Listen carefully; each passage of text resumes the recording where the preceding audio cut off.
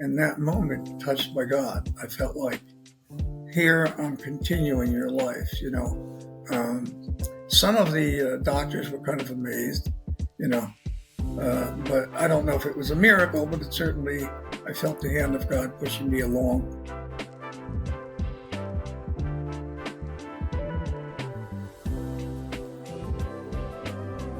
So this is one of those types of conversations where we were just chatting in your office, and you had been out for a little bit because you were sick with cancer, and you were undergoing some treatment.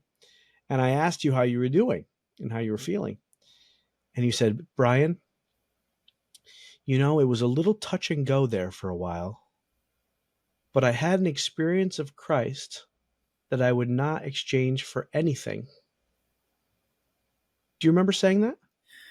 I don't remember saying that exactly, but I remember the experience. That. Could you say more? Yeah. So you, just for those people who don't have a background in this, over 30 years in public service and in private practice in psychology, I joined DMU in 2004. In around 2009, 2010, I suddenly, a perfectly healthy guy, very active, very athletic, and all of a sudden I get these growths in my neck and realize that I had lymphoma.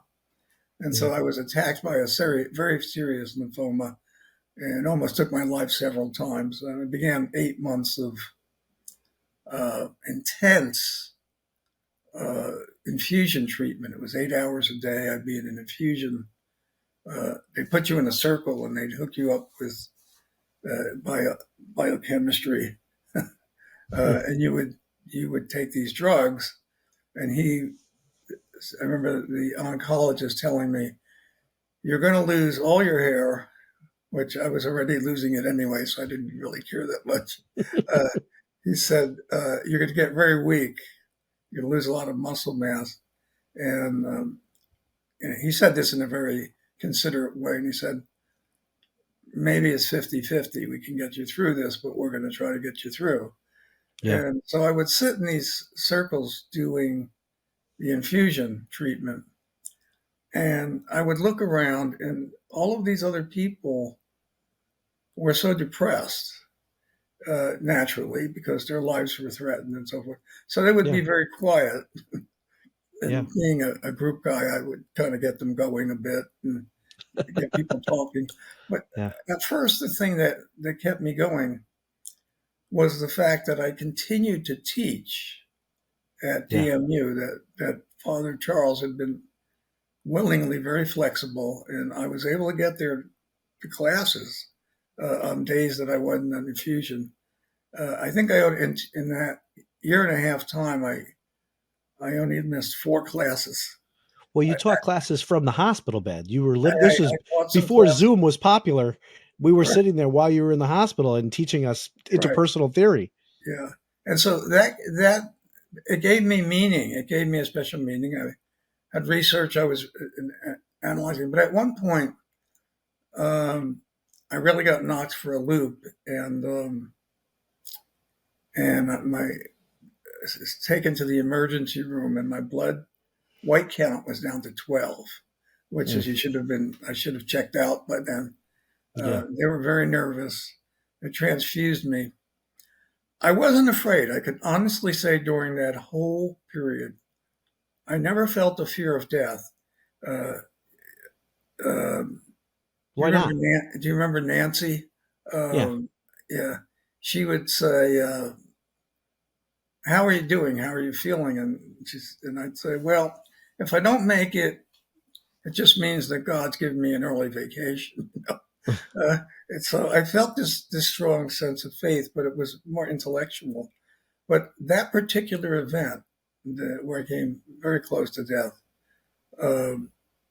I can remember saying to Christ, "If you want me to go on, I will. If you're ready to receive me, that's okay." And the next day I rallied. My blood started going up and so forth. Yeah. And I concluded, I guess he wants me to go on. And I really felt in that moment touched by God. I felt like, here I'm continuing your life, you know. Some of the doctors were kind of amazed, you know, but I don't know if it was a miracle, but it certainly, I felt the hand of God pushing me along. Uh, Yeah. there was another, I don't know if I ever told you this one humorous incident where I went into crisis again, and I was getting pretty close to checking out. And I'm sitting in the hospital, and they had me in this isolated unit because my white cells were down so low. Uh, Anybody who came near me would, you know, be a threat. Yeah. And in walks Father Charles, and I was delighted to see him. Yeah. And he gave me last rites, Hmm. and I went to sleep very peacefully, gained a lot of strength, and 2 days later he shows up again, and he says, "Sign this contract. I want you to teach 2 more years."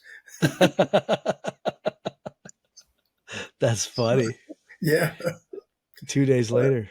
yeah, So how do you account for not feeling that fear? Where does that, I mean, a lot of people are scared of death. I mean, when yeah, that word cancer is a terrifying word for people. yeah. And you know, for you to say you weren't scared, that's not a small deal. That's a big deal. I can honestly say that during that whole ordeal, I never felt the fear of death, and my doctor would come to me, and he would say, "Why aren't you getting depressed? What's wrong with you?" And I would say, "I guess I'm too busy." I want. He was a wonderful man. He was a non-observant Jewish man, so he didn't Yeah. believe in anything, but he was a very good man. He had, you know, you meet these people and they have virtues just as well as any Christian. Sure. Uh, but but I never said, you know, it's my faith, because I don't think he would have understood that so much. Uh, Yeah. so I just said, I'm too busy. I have a sense of mission. Yeah. The one time I did fear death was not because of that. I was in my small airplane, practicing what they call stalls. I don't know if you know anything about Yes. Yes. it. But, and I was pretty, That's when you purposely stall the plane so you can learn how to, yeah, if in an emergency you know how to yeah. turn it So back you on. learn Yeah. to kind of recover from the stall. So I was Yeah. at altitude, and I was a little bit early in my career as a pilot. So I probably shouldn't have been practicing stalls by myself without an instructor, but I decided to do it, and I went into a spin, Hmm. and I could not break the spin. And I remember I was Oh, wow. spinning, and I was going towards the ground very fast.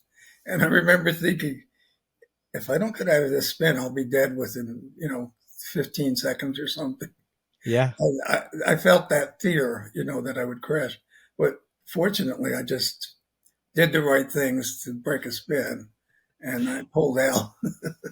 How do you account for the difference between those two contexts? One I you don't felt fear and know. one you didn't. I think the airplane event took me by surprise. Mm. The illness was something I had to contemplate. Mm-hmm.